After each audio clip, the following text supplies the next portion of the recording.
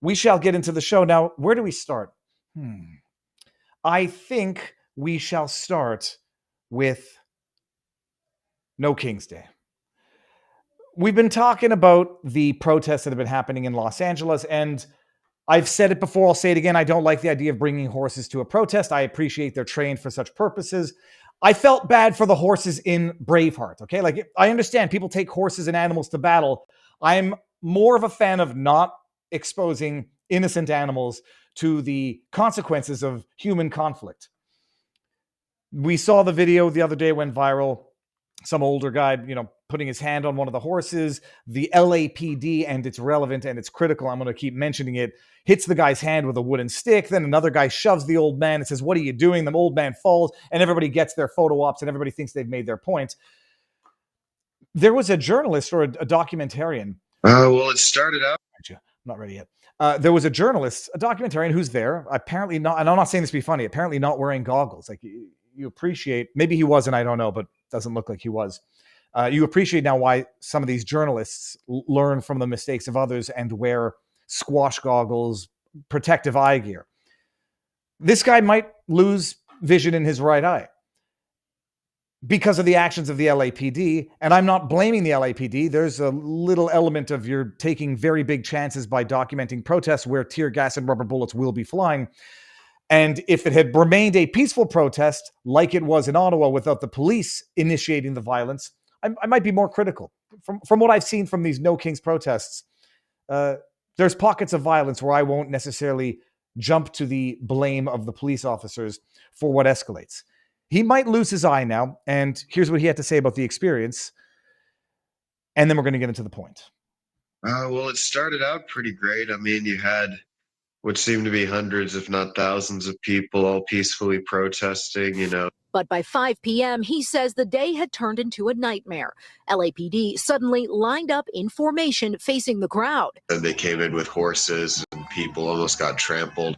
They were firing like 40 bullets in the span of like 5 seconds. I mean, it sounded more like fireworks being rapidly shot off. Woodruff says rubber bullets struck his arm and his right eye. It sort of felt like I got slammed into the side of the head with a baseball, thrown by the world's greatest pitcher. Well, it started. So you know what the irony in all of this is that this was done by the LAPD. The LAPD operates not under the direct command of Karen Bass, but under the authority. Karen Bass, I just had to make sure I understood this, basically appoints the chief of the police.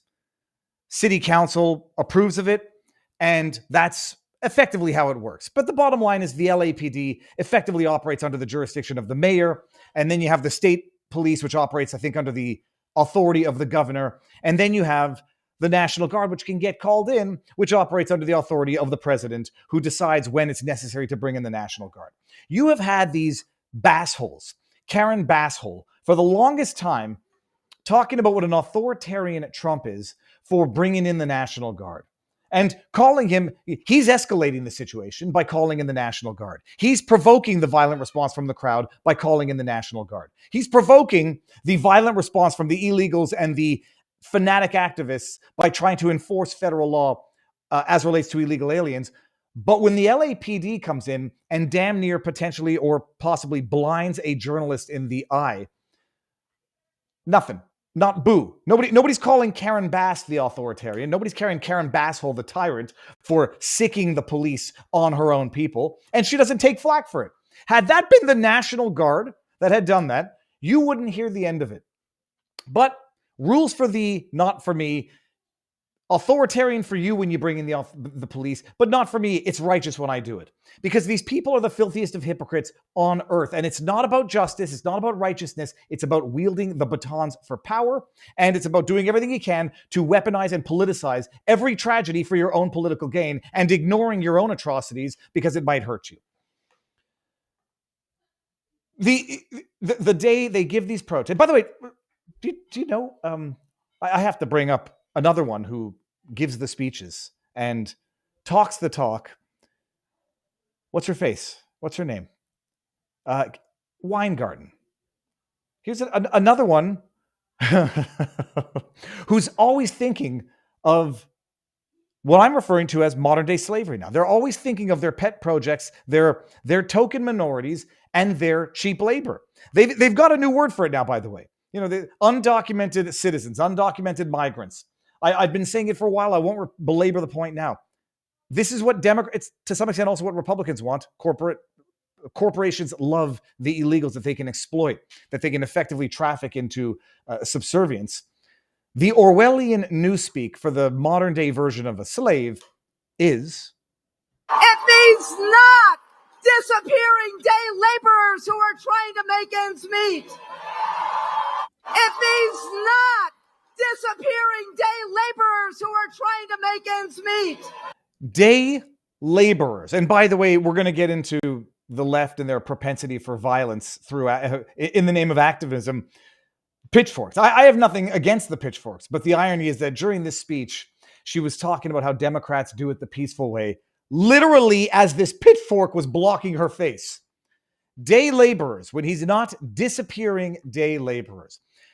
Randi Weingarten is out there fighting for the everyday person. She's out there preaching socialism while she's living like an absolute king. I think everybody in the chat is going to know this, but if you don't, it's going to blow your freaking mind.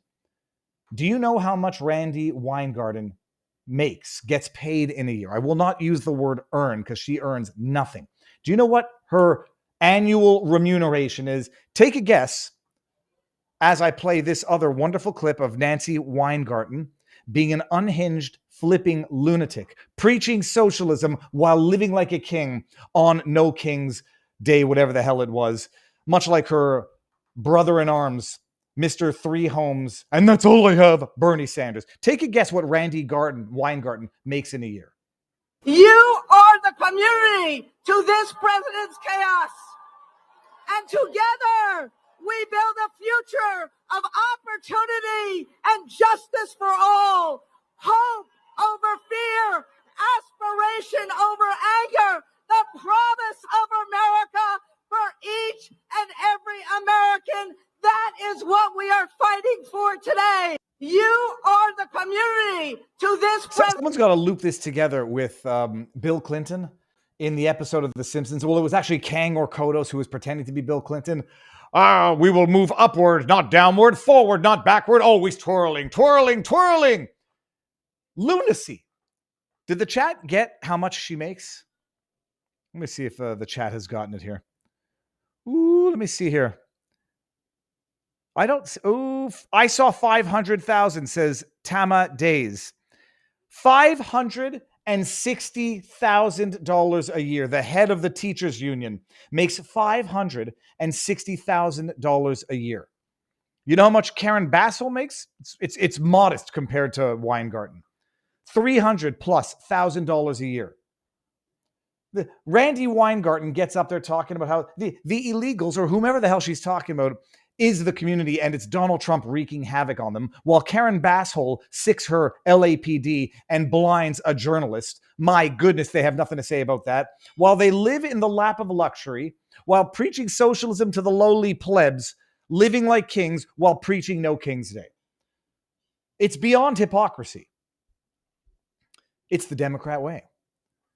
And I don't understand how whatever her name, not Karen Weingarten, Randi Weingarten has not received more flack for who she is, what she's done to children during COVID, what she's doing to the fabric of America now, and how she is exploiting her day laborers so she can get whatever she needs out of her day laborers while raking in over $500,000 US a year.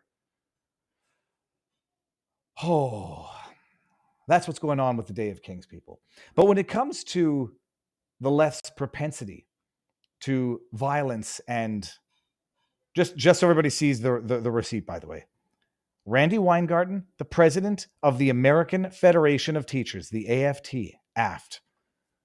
She should be called the department. She should be head of the Department of American Federation of Teachers. She should call her DAFT. Has a salary of approximately $560,000 per year, according to news reports. The figure is significantly higher than the average.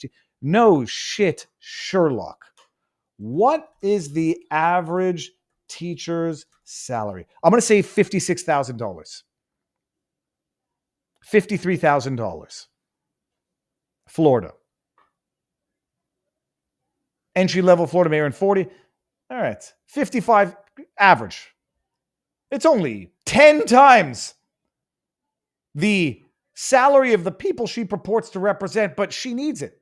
She needs it. It's only the best for her. She needs proper security. She needs to be able to drive around, fly around for No King's Day. She needs to be able to dress nicely and look good for her things. The teacher, it's the filter up. It's not the filter down. It's trickle up economics for these union bosses and these leaders who are the biggest hypocrites on earth, not trickle down.